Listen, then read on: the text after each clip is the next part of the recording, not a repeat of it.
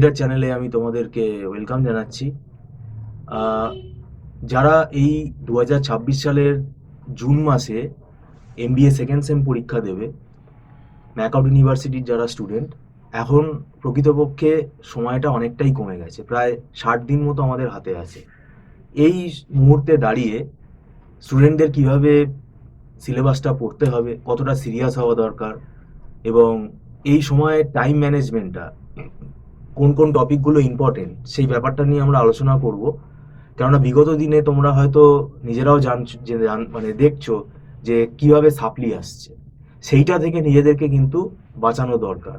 তো আমাদের মধ্যে উপস্থিত আছেন মিস্টার সৌভিক দত্ত, আপনাকে ওয়েলকাম জানাচ্ছি। নমস্কার। এমবিএ সেকেন্ড সেমের সময়টা আমরা খুবই কম পাচ্ছি। হুম এবার যারা সিরিয়াস স্টুডেন্ট আছে, হুম যারা সিরিয়াস না তাদেরকে তো আমরা বারংবার বলছি, তারা শোনা না শোনাটা তাদের ব্যক্তিগত ব্যাপার। একদম ঠিক। এবার যারা একদম সিরিয়াস স্টুডেন্ট, হুম। তারা এই কম সময়ের মধ্যে কিভাবে প্রিপারেশনটা নেবে যদি আপনি একটু বলেন। আমার কাছে যেমন প্রথম থেকেই পরীক্ষা যেদিন ফার্স্ট সেম শেষ হলো, আমার তার ঠিক পরের দিন থেকেই ক্লাস শুরু হয়ে গেল, 25 তারিখ থেকে, মানে 25-এ বোধহয় মার্চে হয়েছিল, 25শে মার্চ থেকে। হুম। তো যারা সিরিয়াস স্টুডেন্ট তারা আমার সঙ্গে কন্ট্যাক্ট অলরেডি করে নিয়েছে এবং পরীক্ষার ঠিক সেকেন্ড সেমের ফার্স্ট সেমের 1-2 দিন পর থেকেই ক্লাস চালু করে দিয়েছে, কারণ তারা জানে সময় এমনি শর্ট। 29শে জুন বলছে পরীক্ষা হবে, 1 মাস এমনি কমে গেছে যেহেতু ফার্স্ট সেম দেরি করে হয়েছে এমবিএ। তো দেখুন, যারা সিরিয়াস তারা প্রথম থেকে চেষ্টা করবে। প্রথম থেকে যদি কেউ চেষ্টা করে, আমি মানি পুরো না হলেও অন্তত মোটামুটি একটা জায়গা তাদের প্রত্যেক দিন ক্লাস করিয়ে করে দেওয়া যায়। কিন্তু আপনি শুনলে অবাক হবেন যে অপারেশন রিসার্চ, অপারেশন ম্যানেজমেন্টের মতো এত টাফ পেপার, ফাইন্যান্সিয়াল ম্যানেজমেন্টের মতো তো টাফ পেপার, সেই তুলনায় যে আমাকে ফোন করছে, আমি যখন ফিস বলছি যে 3 মাসে এই একটা নমিনাল ফিস বলছি যে এই ফিসটা দিলে আমরা পড়াতে পারবো মান্থলি ফিসে, এই ব্যাপারটা তোমাকে অবাক করতে হবে। আমরা তখন প্যাকেজ হয়ে যায়, কারণ এত 3 মাসে আমাকে তো পুরো সিলেবাস করাতে হবে। সে শুনেই কথা বলছে, রেখে দিচ্ছে, সে খালি টাকাটা দেখছে, কিন্তু ব্যাপারটা হচ্ছে সিলেবাস দেখছে না। এবার দেখুন, কলেজকে কে লাখ লাখ টাকা দিয়েছে সেটা তো আমার জেনে লাভ নেই। আমাদের রেমুনারেশনটা আমরা বেশিও বলবো না, কমও বলবো না, যেটা স্ট্যান্ডার্ড সেটাই বলছি। এবং তাতে অনেকে ভাবছেন যে না আবার টিউশন নেব, সে কিন্তু বুঝতে পারছে না। কলেজে সে আমার স্বীকার করেছে কলেজে ক্লাস হচ্ছে না, কলেজে সে ওয়ার কিছু বুঝতে পারছে না। তো সেক্ষেত্রে প্রবলেমটা কি, যে এরা কলেজে এত টাকা দিয়েছে আর এখন পরীক্ষার মাত্র 60 দিন বাকি।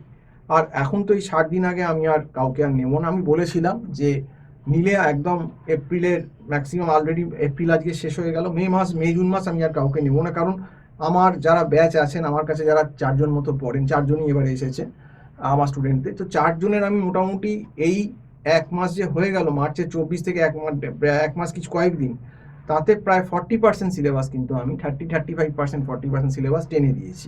এবং বাকি যে 60 দিন বাকি আছে, সেটা তো আশা করছি অন্তত 85-90% সিলেবাস তাদের আমি টেনে দিতে পারবো, কারণ তারা প্রথম থেকে এসেছে বলে। এবার এখন যদি কেউ ঢোকে, আমি নতুন করে ব্যাচ করতে পারবো না, কারণ আমার আর সময় নেই, অন্য সব আমার টিউশন আছে আরও সাবজেক্টের। তো সেক্ষেত্রে এখন আর নতুন করে আমার পক্ষে কাউকে নেওয়া সম্ভব হবে না। আর যারা এখনো পরীক্ষার ম্যাকআউটে 60 দিন বাকি আছে, এখনো যারা বই খাতা খোলেনি, তাদেরকে বেশিরভাগই ফেলের সম্ভাবনা, বিশেষ করে অপারেশন রিসার্চ আর ফাইন্যান্সিয়াল ম্যানেজমেন্টে দেখবেন বেশিরভাগ সাপ্লি হবে।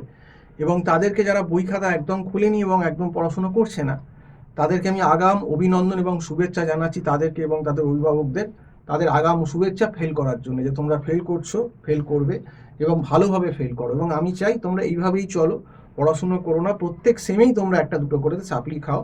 এবং আলটিমেটলি যখন ফোর্থ সেমে যাবে, তোমাদের এমবিএটা কমপ্লিট হবে না, কেউ কেউ হয়তো এমবিএ ছেড়েই বেরিয়ে যাবে আর কমপ্লিট হবে না, নইলে কমপ্লিট হলেও সেই 2 বছরের জায়গায় কেউ 3 বছর, কেউ 3.5 বছর, 4 বছরে যাবে। ওই এমবিএ করার থেকে না করাই ভালো। এবং গার্জেন যে টাকাগুলো লাগিয়েছে, 6 লাখ 7 লাখ যাই হোক যেরকম ইনভেস্টমেন্ট করেছে, ওই ইনভেস্টমেন্টটা পুরোটাই নর্দমার জলে চলে যাক। এবং এদের জন্য, এইরকম ক্যাটাগরি স্টুডেন্টের জন্য যারা কোনো রকম পড়াশোনায় সিরিয়াস না, জোর করে বাবা মা তাদেরকে জাস্ট টাকা দিয়ে ঢোকায় এবং ভাবে যে আমি কলেজে ঢুকিয়ে দিয়েছি, কলেজকে পয়সা দিয়েছি যে কলেজ সব কিছু করে দেবে, যাদের নিজেদের কোনো চান নেই বা ইচ্ছা নেই পড়াশুনো করার, তারা এই ব্যাপারটাই ডিজার্ভ করে। কিছু করার নেই, কারণ আপনি জোর করে কাউকে পড়াতে পারবেন না এই এমবিএ স্টেজে এসে। এবং অনেকেই আছে দেখবেন যে এমবিএতে পড়ার যোগ্যতা রাখে না, যেহেতু এখন কলেজগুলোর সিট ফাঁকা, অনেক কলেজ সিট প্রাইভেট হয়ে গেছে, একটা যে কোনো স্কোর নিয়ে এসেই তারা ভর্তি হয়ে যাচ্ছে, তারা হয়তো এমবিএ করার যোগ্যতাও রাখে না। আমি এরকম বহু একে দেখেছি, প্রাইভেট যে ইউনিভার্সিটিগুলো আছে, ম্যাকআউট ছাড়াও যে আদার আছে, সেখানেও আমি একটি মেয়েকে দেখেছিলাম, সে এদিক ওদিক মিডিল টার্মই করতে পারে না, সে ক্রস মাল্টিপ্লিকেশন করতে পারে না, তো সে কি এমবিএ করবে? তার গার্জেনকে বহুবার বলেছিলাম যে আপনার কিন্তু মেয়েও পড়াশুনো করে না, তার কোনো সদিচ্ছে নেই, হবে কোথা থেকে? সে আমার কাছে পড়লেও হবে না কোনোভাবে। তো সেটাই ব্যাপার। তো যারা সিরিয়াস তারা ঠিক ব্যাপারটাকে প্রথম থেকে যদি পড়াশুনো করে কেউ সিরিয়াসলি করে হ্যান্ডেল করে নেবে। কিন্তু যারা ওই যে বললাম যাদের ঘুম ভাঙেনি, যারা এখনো ঘুমোচ্ছে, ভাবছে 1 মাস আগে, তাদের তো আমি বললাম আমি আগাম শুভেচ্ছা এবং অভিনন্দন জানাচ্ছি, যাতে তোমরা ফেল করবে আমি জানি, এবং তোমরা ভালোভাবে ফেল করবে। প্রত্যেকটা সেমিস্টারই এভাবেই তোমরা এগিয়ে যাও। তো আজকে এই অবধি বলেই শেষ করছি। নমস্কার।